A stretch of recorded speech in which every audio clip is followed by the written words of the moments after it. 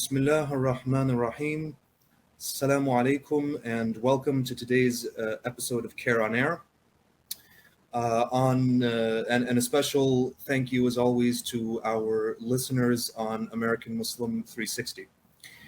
On today's show, we're going to be talking about the federal government's unconstitutional so-called terrorism watch list. Now, the reason that we're talking about the watch list today is that in this past week, as I'm sure many of you have seen, the mayor of New Jersey's Prospect Park, Mr. Mohammed Khairullah, who is America's longest-serving Muslim mayor and possibly America's longest-serving Muslim public official, was disinvited from the White House Eid event, which took place this week. And he was disinvited just a few hours before the event was set to begin. He was notified that he had not been able to receive the security clearance that is needed to get into the event. And we found out that Mr. Khairullah's name was listed on a leaked portion of the watch list. So this is a really this is a great indicator of just how ineffective and purposeless this watch list, is. That a public official, a well-known and highly respected public official's name is on this list, and because of that, he was disinvited from this event. And if, of course, this is the way that well-respected and well-known public officials are treated because their names are on the list, then one can only imagine how many difficulties are faced by ordinary American Muslims whose names are on the list.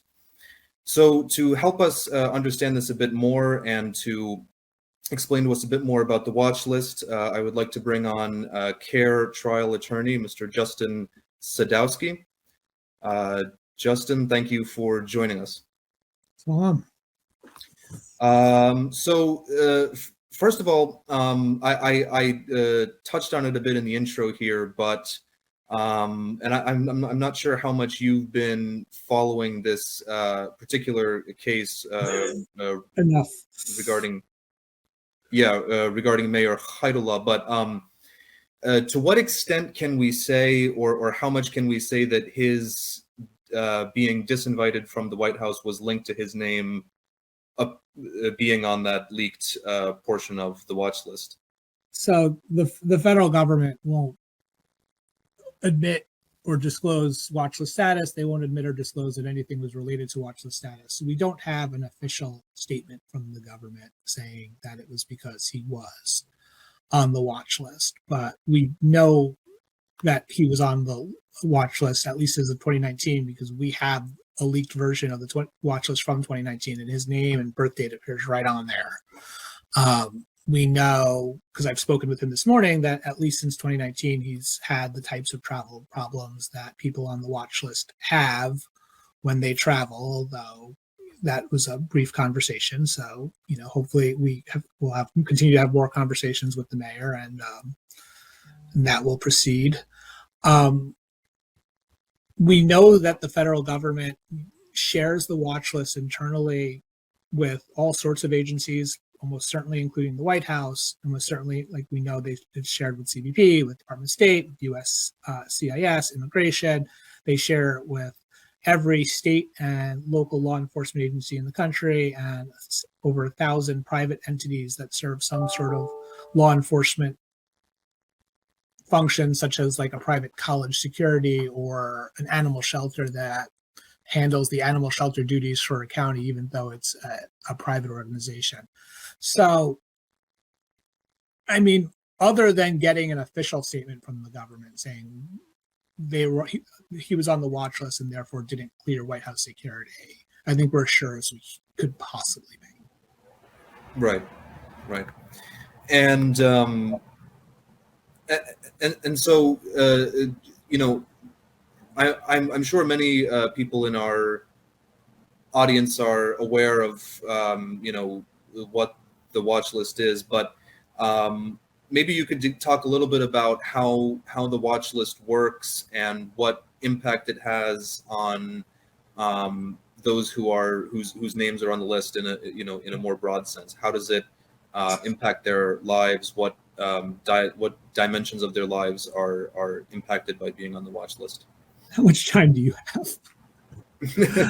So the watch list is a just random nefarious list created shortly after the events of 9/11 without congressional authorization by an organization that has never been authorized by Congress, that used to call itself the Terrorist Screening Center. It now sometimes calls itself the Threat Screening Center. That shows you how illegitimate it is. It doesn't even know its own name. And it's kind of, it's funny if it wasn't scary.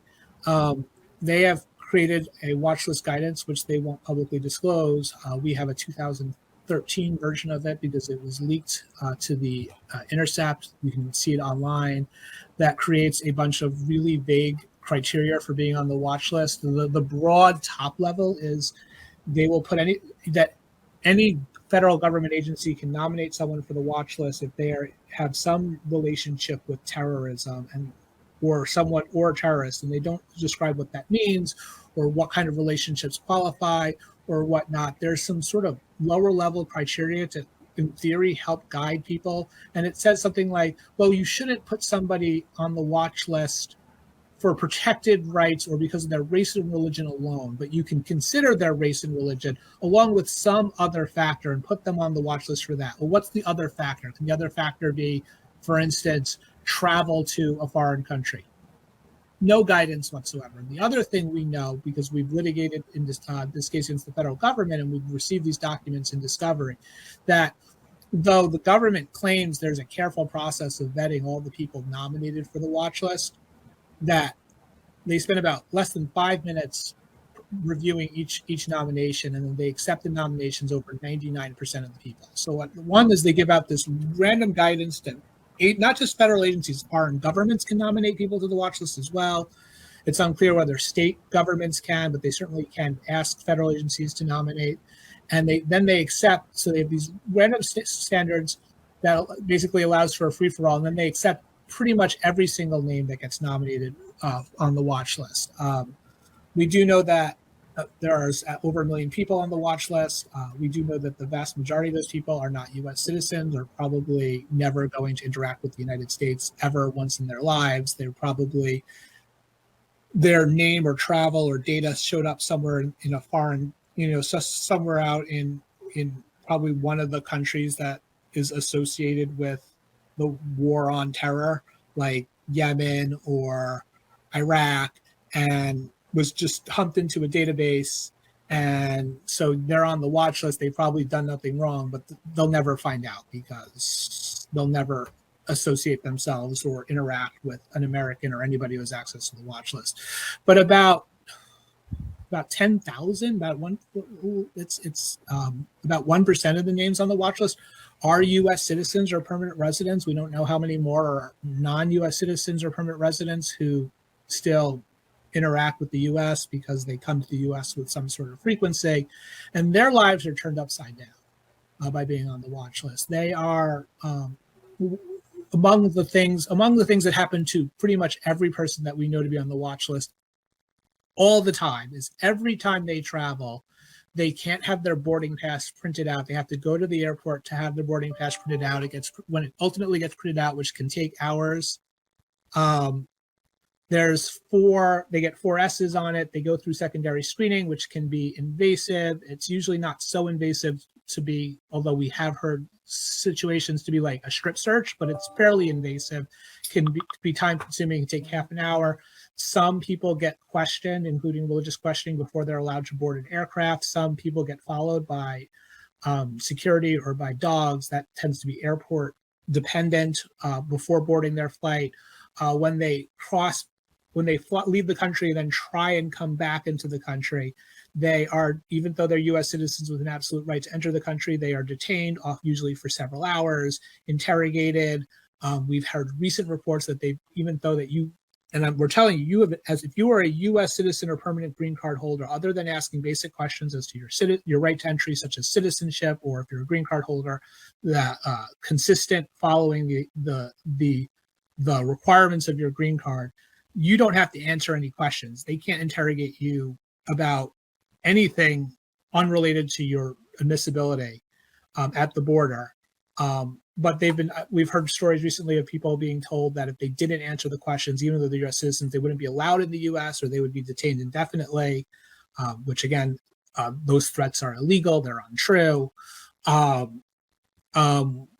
Their devices are seized from them. They are threatened that they have to give up their passwords, even though you never have to give up your passwords. If passwords aren't given up, or sometimes even if they are, those electronic devices are sometimes seized and returned either weeks later, or in a few cases never returned. We're sure they're going through your stuff. That happens to everybody. People, if you have a security clearance, that security clearance will be revoked. People's like if you have TSA pre-check or global entry, that'll be revoked. Like certain security clearances or less than security clearances required to enter airport bases, transport hazardous materials, those will be revoked. Some people on the watch list will have bank accounts closed, will have immigration petitions for friends or relatives delayed. Again, interaction, because this is broadcast to state and local police, anyone's interactions with the police, if they're on the watch list, become inherently more dangerous, because the police will be told with no context that you are a terrorist. And I cannot stress how scary that is. Land border crossings are even more dangerous and scary, because again, you have some CBP agent who does not know you are coming, is not prepared for you. You hand them your passport, they put it through the machine, and the word terrorist starts flashing on their machine, which can be incredibly scary for somebody not trained to know that that doesn't actually mean anything. And that person can pull out a gun, which has happened frequently, point it at people on the watch list, at their wives and children. I mean, we are very lucky nobody has died in those situations yet. So the watch list is terrible. It has a lot of bad effects. It's almost like it's horrible that the mayor was treated this way, but in a way, it's good for the community to see the effects and to see that this is really hurting people. But the reality is that not being able to enter the White House is honestly the least of problems for people on the watch list. The problems are really dangerous and really scary and really life-altering, and can make it impossible to do business, to be with friends, to travel, to do international travel, to go to do Hajj or Umrah. So this is a really serious thing. And I cannot stress, if this is happening to you, if you even think this is happening to you or any of your family members or friends or people in your mosque, people ask me, what do you do? You need to call CAIR. There's a lot of stuff we need to tell you, more than we have time to. And this is that it's such an important thing that like our staff attorneys can talk to you, our legal system can talk to you about the issues, whether or not you're interested in joining a lawsuit on something like this, about at least how to protect you and your family, and at least maybe what types of ways we can try to get you off the watch list. But it just to protect you and insulate you from the horrible consequences of it to the extent possible. Right. Yeah, and thank you for that. And so you touched a little bit on the end there about advice for people who find themselves on the watch list. To call us and to we can offer support. But could you talk a little bit about CAIR's work combating the watch list, and some of the lawsuits that we've been involved in, and how that work is progressing? So we take a multitask approach to combating the watch list. Some of that is in litigation. Litigation is probably the first prong of what we do. And in litigation, we have taken two approaches. One is to challenge the watch list itself, usually constitutional challenges to due process, or we have to be creative with the courts and who's the hand of the courts on using concepts that conservative justices have endorsed, such as the major questions doctrine. We've taken a variety of approaches and challenges to the watch list itself. That the other part of our litigation approach is to challenge the effects of the watch list. So aside from challenging whether a watch list exists, then we'll challenge, does a watch list give the government the right to confiscate your phone, to demand you to provide a password for your phone, to punish you if you don't provide a password for your phone, to ask you religious questions at the border, which happens to a lot of people on the watch list. We have a lawsuit about that. We have a lawsuit about the FBI threatening to keep people on the watch list if they don't agree to act as informants or do other things against their individual religious beliefs. So we haven't, and then we also have challenges to the no-fly list, which is a small sub watch list that prevents you the ability to fly at all into or from the United States, or even over the United States. So, like if we had a case where a client of ours was trying to get on the no-fly list, was trying to get home, he actually was ultimately tried to fly from Mexico to Pakistan through Qatar. And because the flight kind of flew a little bit over U.S. airspace, he couldn't even get on that flight, and then he ended up having to fly to Brazil to get to Qatar, to get to Pakistan. A horrible situation for someone just trying to get home to see the birth of their child. Again, all of our clients, none of them have ever been accused of any sort of terrorist act. So. Yeah, great, and definitely keep up the great work. And just to that's. Do you want me to finish the question? Because there were two other approaches. Oh, sure, please. So we do litigation, but I think there's two other approaches that we have been taking on as well, which is which we will support and welcome support. The second prong is sort of is our government outreach. We work with Congress. I've personally spoke with a number of congressional staff members, with House Judiciary and Senate committees about the watch list, trying to get them to oversee the watch list, change the watch list. We've also begun working with congressional staff about people who call us, help using their sort of ability to navigate the government and to advocate in order to help advocate getting people removed from the watch list. So we have a government outreach, and then the third prong, which you help run, is our public education about the watch list. Nothing's going to change. We are going to litigate and we are going to fight for everyone's constitutional rights, but the real way to get the change we want is to make the watch list unpopular, and to make people not like the watch list. Because I think a lot of you who are listening right now, but maybe not all of you, you hear the watch list and the horrible things that take place, and that people on the watch list aren't actually terrorists.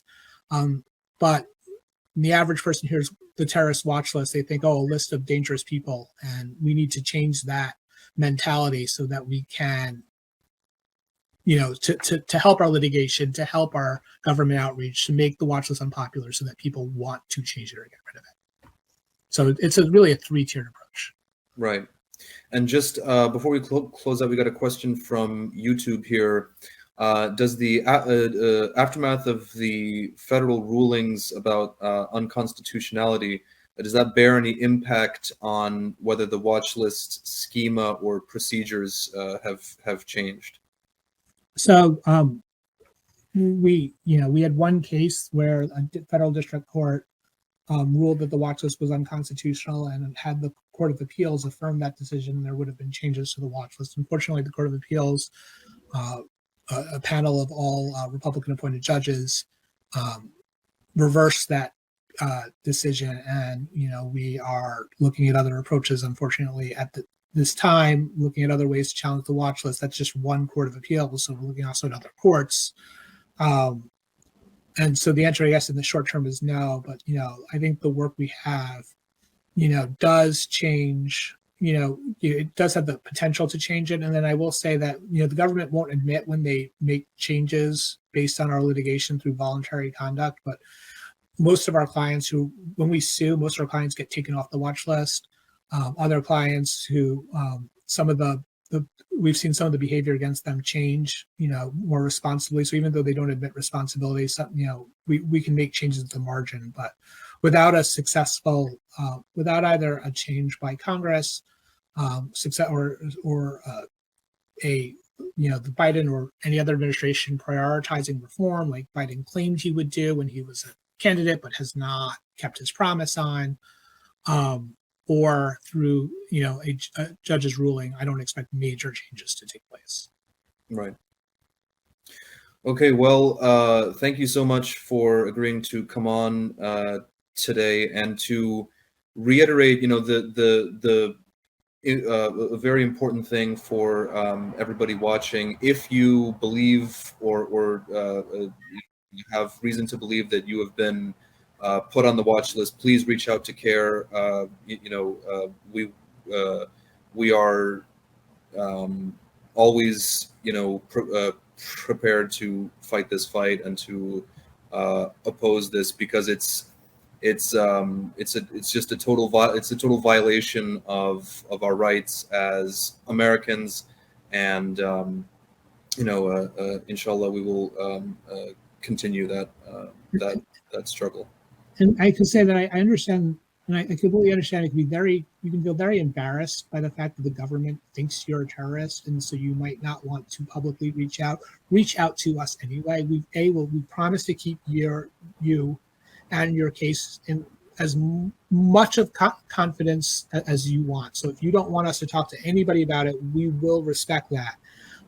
We understand, to publicly sue the government for accusing you of being a terrorist is a hard thing to do, but contact us anyway, because we can help you even if you don't want to join a case. It may just be a matter of giving you the advice you can to navigate, maybe reaching out to the degree you feel comfortable to certain, to your representatives to help them help you if you feel comfortable, or just to know about what's going on so that we can, use that information to inform our other cases. We promise to keep your information in confidence to the extent that you want our information in confidence. Do not be afraid. Please, if this is happening to you, reach out. If this is happening to other people, please encourage them to reach out. Yeah, definitely. Once again, thank you, Justin, for coming on today, and we'll hope to have you on soon again to discuss more legal issues. Thank you. Thank you. And thank you all for joining us for today's episode of CAIR on Air. If you have any questions, you can reach out to us at info@cair.com. And you can visit our website, cair.com, for more information. Thank you all very much, and Assalamu alaikum.